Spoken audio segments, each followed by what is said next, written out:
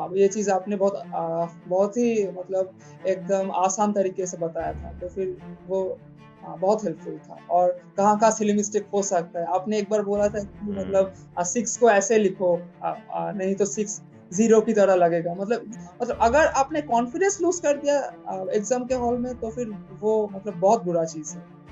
एक चीज़ आप पहली बार सीख रहे हो, कैसे आपको 20 आउट ऑफ बिल्कुल, 25 आ जाएगा। बिल्कुल। और मतलब फुल लेंथ में भी 100 में से मेरे 45 भी आए हैं। और धीरे-धीरे, धीरे-धीरे मैंने इंक्रीज़ किया 45 से 55, उसके बाद 70, ऐसा। रात को सोने जाने से पहले 1 घंटा से आधा घंटा मैं वो मतलब एक पूरा कॉपी में अच्छी तरह से रिवाइज़ करता था। मतलब एट लीस्ट एक बार देख लेता था। क्योंकि आप जब सोने जाते हो हुँ। और उस वक़्त आप जब पढ़ते हो, तो फिर वो चीज़ें आपके सबकॉन्शियस माइंड में एकदम बैठ जाती है। तो फिर बिल्कुल, बिल्कुल। हाँ, साइंटिफिकली करेक्ट पॉइंट हाँ, बोला हाँ। है। मतलब हीट ट्रांसफर के एक हुँ। क्वेश्चन पर मेरे को बहुत ईगो आ गया था कि ये क्वेश्चन तो मेरे से सॉल्व होना ही चाहिए।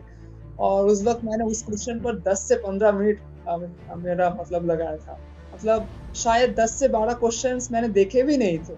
और जब मैंने एक्चुअल क्वेश्चन पेपर देखा, तो उस 10 से 12 क्वेश्चन्स में से बहुत क्वेश्चन्स मेरे को आते थे। वीडियोज़ में आपने भी बोला है कि सिली मिस्टेक्स जो होते हैं और एक क्वेश्चन में आपका अप्रोच कैसा होना चाहिए। अगर आप थ्योरी ही पढ़ते गए, तो फिर वो अप्रोच आपका डेवलप नहीं होता। First of all, congratulations, Soham, for such a great rank in GATE 2023. Let's start with your background. अपने बैकग्राउंड के बारे में बताओ कुछ। सर, मैं तो कोलकाता में ही मतलब पला-बड़ा हूँ। मतलब मैथ्स में, फिज़िक्स में इंटरेस्ट था, तो फिर मैंने जेईई मेन, डब्ल्यूबी जेईई सब कुछ दिया था। तो फिर उसके बाद मैं जादवपुर यूनिवर्सिटी में आया। कॉलेज में जब तुम गए, तो कब ये डिसाइड किया तुमने कि गेट दिया जाए और कैसे पता चला तुम्हें गेट के बारे में? हाँ, मतलब कॉलेज में मैं जब गया था, तो फिर हमारे जो सर थे, वही बोलते थे कि अगर मैकेनिकल इंजीनियरिंग में हो तो फिर गेट दो। बहुत सारे अच्छे-अच्छे अपॉर्च्युनिटीज़ है और बहुत अच्छा एग्ज़ाम है। और मैंने सुना था कि मतलब अगर गेट दोगे तो फिर मतलब गेट के लिए जो आपको प्रिपरेशन करना पड़ता है, तो उससे आपका नॉलेज भी बहुत बढ़ता है। मतलब वो एक अलग ही लेवल का प्रिपरेशन होता है। तो फिर और मतलब उसके बाद मैंने गेट का प्रीवियस ईयर क्वेश्चंस भी देखा था। तो फिर as I was interested in mechanical engineering, तो मेरे को बहुत अच्छा लगा सॉल्व करने में। तो फिर मतलब वहीं से मालूम पड़ा। और मेरे सीनियर्स भी थे जो अ तो फिर मतलब उन लोगों ने भी गेट दिया था। काफ़ी सारे सीनियर्स हैं तुम्हारे, जादवपुर यूनिवर्सिटी से तो फर्स्ट बैच में एक सर्जिक के स्टूडेंट रहे हैं। तो क्योंकि काफ़ी एक अच्छा कॉलेज है जहाँ सिंसियर स्टूडेंट्स रहते हैं, तो अच्छी बात है कि अगर फैकल्टी के थ्रू ही तुम्हें ये पता चला गेट का, तो इट टेल्स कि कॉलेज में एक सिंसियर माहौल है और सही डायरेक्शन तुम्हें कॉलेज से ही मिली। तो कौन से ईयर से गेट की सिंसियर प्रिपरेशन तुम बोल सकते हो स्टार्ट की तुमने? मतलब जब कोरोना का लॉकडाउन पड़ा, तभी से मैंने हुँ। मतलब गेट का प्रीवियस ईयर क्वेश्चंस मतलब ऐसे ही सॉल्व करना शुरू किया था। मतलब ऐसा कुछ नहीं मतलब ऐसा कुछ नहीं था कि मेरे को गेट क्रैक करना है, लेकिन मेरे को मतलब अच्छा लगता था बहुत सॉल्व इट करना। इट वाज़ फन टू हाँ, solve those it was fun to questions. solve. I mean, in my second year, I was having strength of materials, thermodynamics. तो वही सब्जेक्ट्स के क्वेश्चंस मैंने सॉल्व करना स्टार्ट किया था। फिर उसके बाद जब मैं थर्ड ईयर में आया, मतलब I think 2021 was the year जब वो थर्ड ईयर वाले भी गेट दे सकते थे। तो जब हुँ, मेरे हुँ, को हुँ। वो पता चला, तो फिर मैंने सोचा कि चलो दे ही देते थे। लेकिन बात ये थी कि मतलब बहुत सारे सब्जेक्ट्स थे। तो फिर उस वक़्त में तो मेरा कुछ ज़्यादा सब्जेक्ट कंप्लीट नहीं था। लाइक हुँ। मैन्युफैक्चरिंग का एक बहुत बड़ा पार्ट मेरा कंप्लीट नहीं था। तो मैंने क्या किया कि मतलब टेस्ट सीरीज़ जॉइन कर लिया था। और मैं देख रहा था कि मेरे कितने मार्क्स आए थे।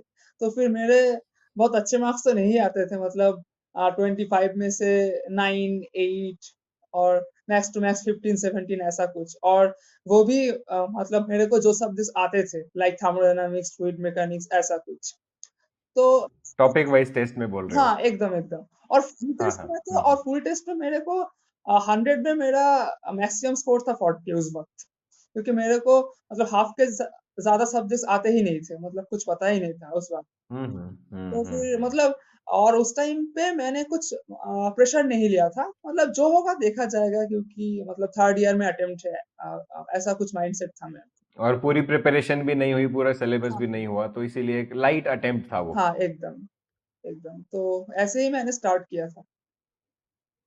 तो थर्ड ईयर का हल्की फुल्की तैयारी की थर्ड ईयर में, और फिर बाकी फोर्थ ईयर में जाके उसको एक फिनिशिंग टच हाँ हाँ, दिया, ऐसा एकदम कह सकते हैं हम। लेकिन मैंने तो फोर्थ ईयर में फिर, हाँ।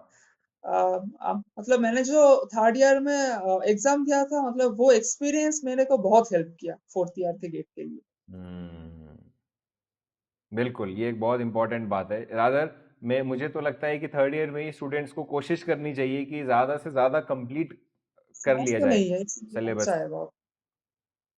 हाँ हाँ। मतलब थर्ड ईयर में गेट देने से कुछ लॉस तो नहीं है, अच्छा ही है, इसलिए हाँ, सीखा है। एग्जैक्टली, लॉस नहीं है। आप everything is to gain only, बिल्कुल सही बात है। तो फोर्थ ईयर में फिर कैसे उसको कंटिन्यू किया प्रिपरेशन को? रिवीजन कैसे इंश्योर किया कि रिवीजन भी हो रहा है, साथ में कॉलेज के प्रोजेक्ट, प्लेसमेंट, बाकी का फिनिश करना, सिलेबस, कैसे ये सब मैनेज हुआ? क्या टाइम टेबल रखते थे? हाँ, तो मतलब टाइम टेबल मेरा जो था कि मेरा एक कॉपी था, जिसपे मैं मतलब हर हम्म। एक टेस्ट में मैं जो जो भी मिस्टेक करता था, मैं उसमें लिखता था। और उस कॉपी हम्म। को मैंने मतलब लगातार 1 ईयर था, मेरे को जब भी टाइम मिलता था मैं उसको देखता था, उस कॉपी को, हम्म। ताकि मेरे मतलब ब्रेन में एकदम बैठ जाए कि मैंने ये सब मिस्टेक्स किया था। और हम्म। और तब भी मैंने वो एक्सर्जिक का क्वेश्चन बैंक भी लिया था, और I must say that hmm. The question bank was really helpful. मतलब एक एक सब्जेक्ट में हम्म। एक एक पॉइंट वाइज कॉन्सेप्ट उसमें डाला है। तो फिर मेरे हम्म। को पता चला कि हाँ, मेरे को फ्लूइड मैकेनिक्स आती तो है, लेकिन पर्टिकुलर इस कॉन्सेप्ट में मेरे को क्वेश्चन सॉल्व करने में थोड़ा टाइम लगता है, और फिर मेरे को फॉर्मूला याद नहीं रहता था। सो मेरा एक चीज था कि कि मेरे को हर एक फॉर्मूला बेस से एकदम डिराइव करने का मतलब अच्छा लगता था, लेकिन एक्चुअल गेट में हम्म। तो वो आप नहीं कर सकते। आपको मतलब थोड़े कुछ तो फॉर्मूले याद रखना है। बिल्कुल। हाँ, तो फिर वो बिल्कुल। चीजें मेरे को एक्सर्जी के क्वेश्चन बैंक से बहुत अच्छा लगा। मतलब एक एक टॉपिक वाइज में एक एक सब्जेक्ट में एक एक टॉपिक वाइज क्वेश्चन उसमें डाला था। तो फिर मतलब मेरे हम्म। को वही चीज हेल्प किया। और एकदम हम्म। हम्म। सिस्टमेटिक स्टडी मतलब मेरे पास बहुत कुछ है। मतलब अभी सेमिस्टर के एग्जाम से मेरा कॉलेज प्रोजेक्ट्स, मैंने आईआईटी खड़गपुर में इंटर्नशिप भी किया था 2 महीने के लिए। तो एकदम सिस्टमेटिक जो प्रिपरेशन है वो शायद नहीं हो पाता था, मतलब एकदम दिन में 8 घंटा पढ़ना। लेकिन मैं इंश्योर करता था कि हाँ, मेरे को कल मतलब 1 2 3 या फिर 4 मेरे पास टारगेट्स है for GATE, that I have to fulfil. और वो मैं किस वक्त करूँ, वो मतलब मेरे ऊपर था। शायद खाने के बाद 1 घंटा मिल गया, तो फिर वो एक सब्जेक्ट पढ़ लिया।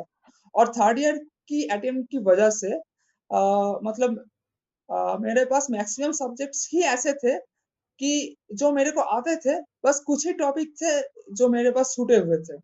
तो फिर मैंने हम्म। उन सब्जेक्ट्स में ज़्यादा फोकस किया। स्पेशली मैन्युफैक्चरिंग वाज वेरी मतलब I was very weak in manufacturing. So in fourth year I basically targeted the manufacturing to complete.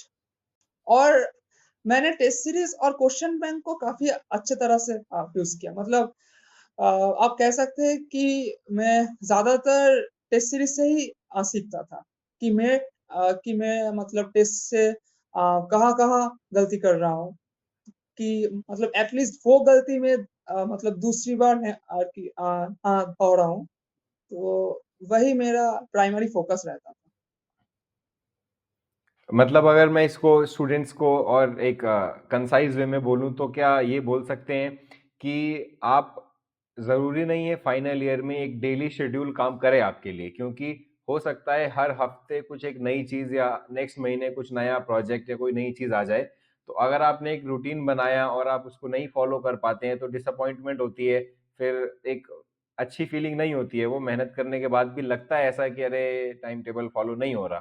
तो उससे बेहतर एक फ्लेक्सिबल आप टास्क लिस्ट रखें एग्जैक्ट। कि यार मुझे ये इस हफ्ते करना है टॉपिक या क्वेश्चंस, तो कल मुझे ये करना है। अब मुझे सुबह दोपहर शाम रात जब भी वक्त मिलेगा मैं टाइम निकाल के इसको कर हाँ, लूंगा। हाँ, हाँ, तो उससे आप बाकी चीजें भी मैनेज कर पाओगे और आपको खराब भी नहीं लगेगा कि अरे मैं टाइम टेबल फॉलो नहीं कर हाँ, पा हाँ, रहा हूँ। हाँ, एक तो ये एक टिप हो गई शायद। और दूसरी चीज जो बताई तुमने वो ये रही कि एक बार थ्योरी जब कवर हो गई तो उसके बाद ज्यादा थ्योरी में टाइम ना देके क्वेश्चंस पे फोकस करके क्वेश्चन से कैसे और इम्प्रूव किया जाए कॉन्सेप्ट्स को, चाहे वो टेस्ट सीरीज हो या क्वेश्चन बैंक हो, उनके थ्रू इस चीज पे फोकस ज्यादा किया, ना कि ये कि बार बार थ्योरी पढ़े जा रहे हैं। हाँ।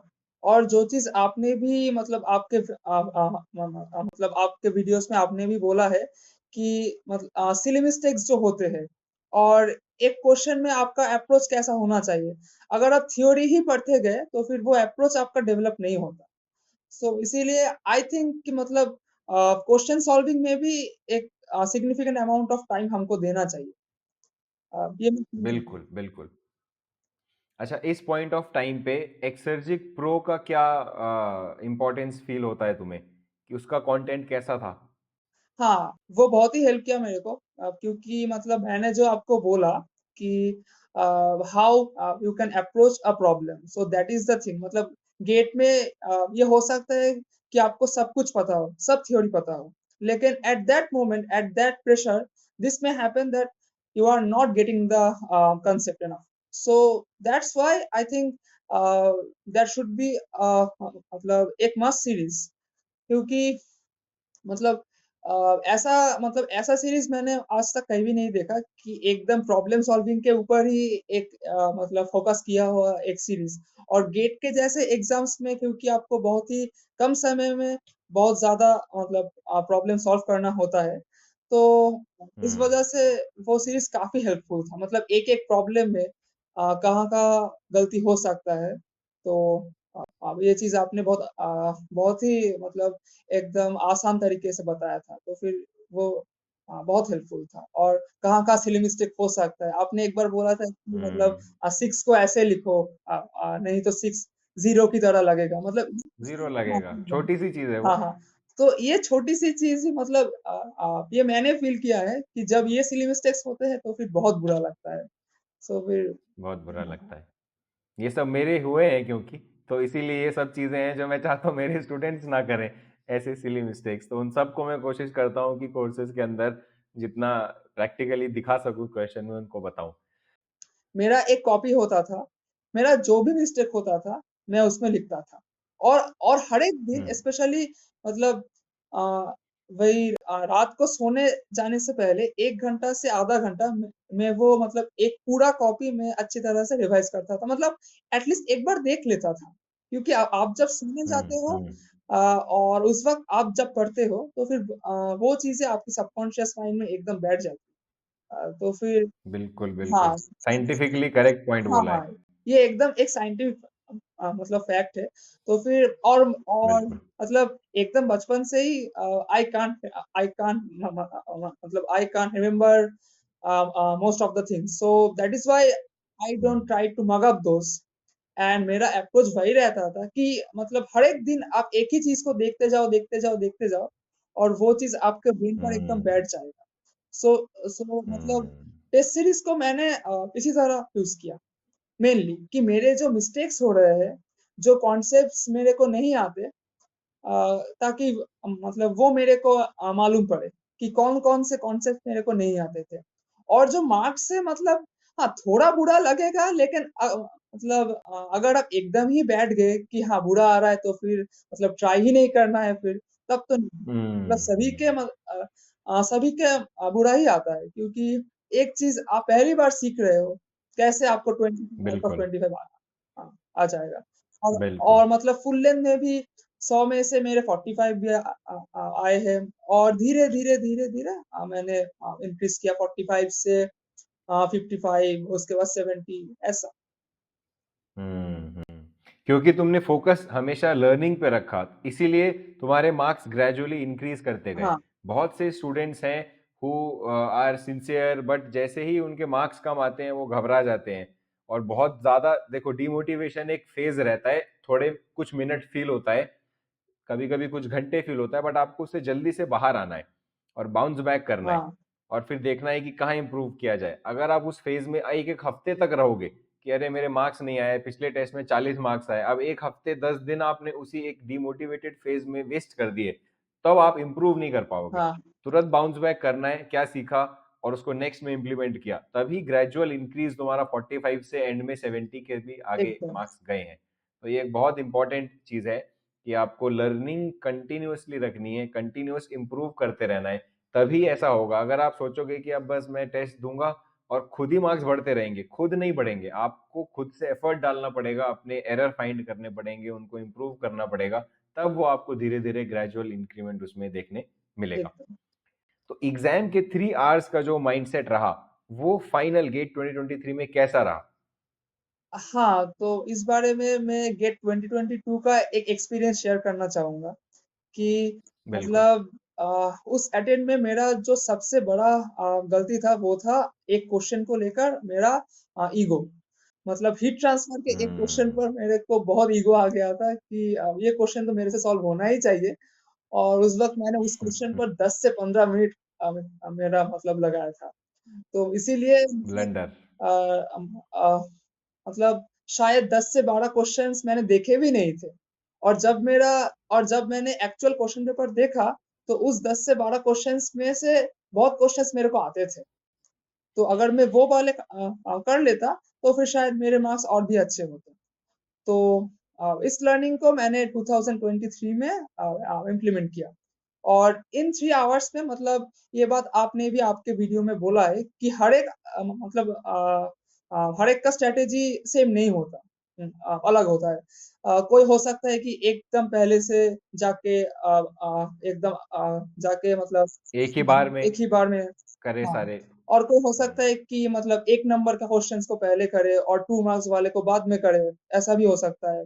और कोई हो सकता है कि एक ही बार में ना करके पहले सारे मतलब इजी क्वेश्चंस इजी किए क्वेश्चंस किए, और फिर टफ किए। उसके बाद टफ।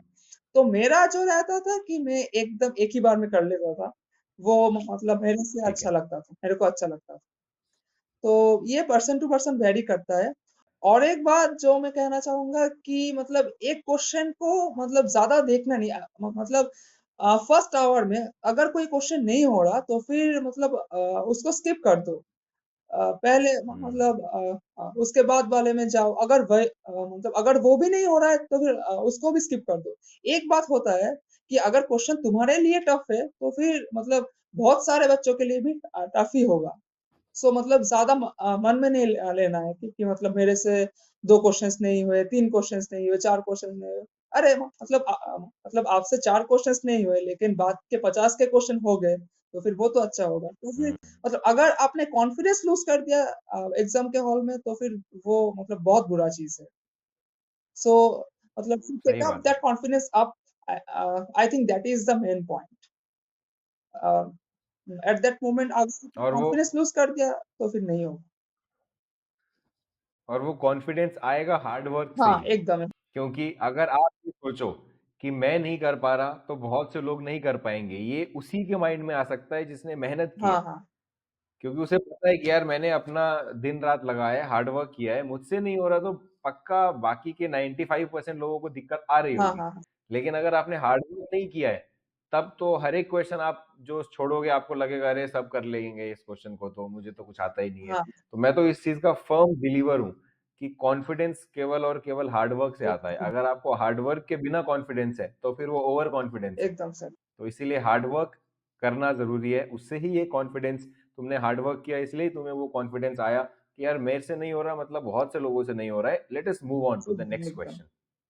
तो चलो बहुत अच्छा लगा सोहम तुमसे बात करके, और I wish you all the best हाँ for your future thank aspirations. You.